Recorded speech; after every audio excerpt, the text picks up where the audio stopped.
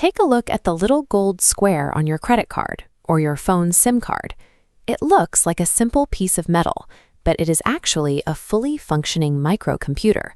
These chips act as the physical gateway for ultra-secure cryptographic data.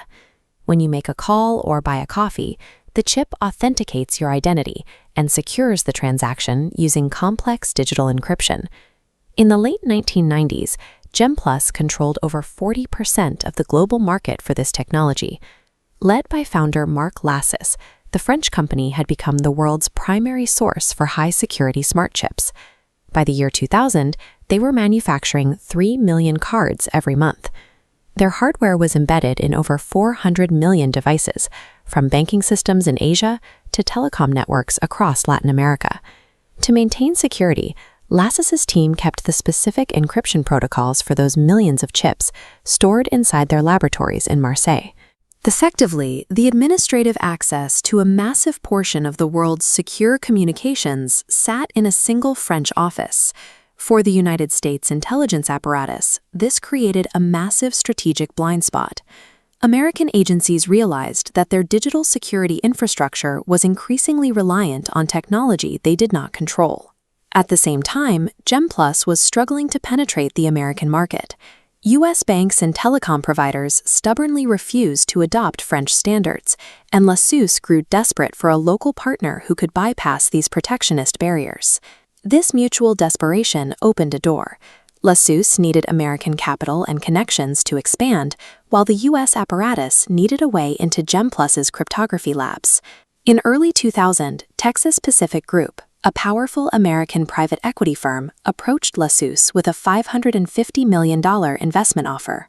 TPG promised to provide the political and commercial leverage required to conquer the U.S. market. This chart shows the leverage TPG secured in the deal. Lassus accepted a 26% stake for the Americans, which granted TPG a minority of the equity, but a majority of the control over the board. Following the investment, TPG executives overhauled the leadership at the French headquarters. One by one, the founding engineers were replaced by an American management team. By signing the agreement, Lassus had traded the operational independence of Gemplus for the promise of American expansion. Under the new TPG-appointed CEO, Antonio Perez, Gemplus began making several counterintuitive business decisions.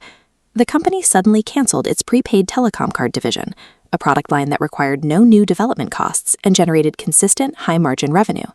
Next, management forced Gemplus to acquire a failing debt-burdened company from TPG's own portfolio.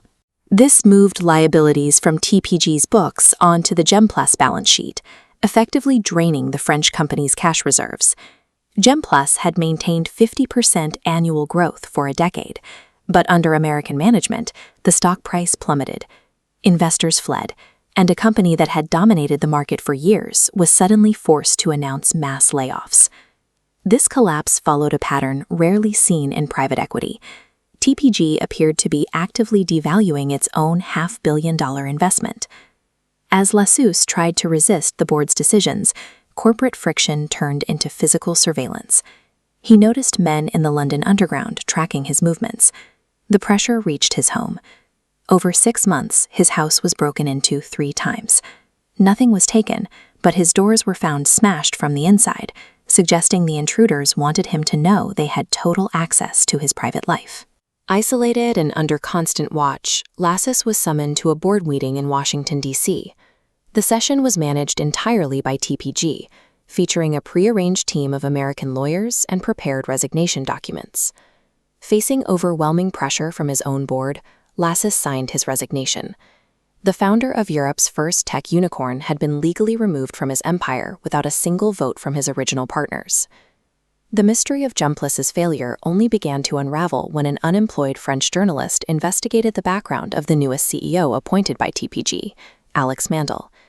Searching through early 2000s web archives, the journalist found Mandel's name on the board of directors for an entity called In-Q-Tel. In-Q-Tel operates as the venture capital arm of the Central Intelligence Agency. It is funded by the CIA to acquire and control emerging technologies that are vital to United States intelligence operations. Final confirmation arrived in 2013. The Edward Snowden leaks contained classified NSA documents proving that the agency had successfully compromised Gemplus's encryption data to monitor global phone traffic. The TPG investment provided the infrastructure for a years-long intelligence operation. It gave the United States direct control over the cryptographic standards and patent libraries of their primary global competitor. Marc Lassus ended the decade in financial ruin. After losing control of the company, his assets were seized to repay corporate loans, leaving the pioneer of the smart chip with nothing but his state pension. The Gemplus case demonstrates how the United States viewed cryptographic control as a matter of national security during the tech boom of the early 2000s, a goal that overrode standard economic cooperation between allies.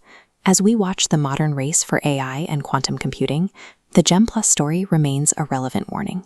It forces us to ask who is actually funding the world's most critical startups, and whether we are once again prioritizing rapid growth over technological sovereignty.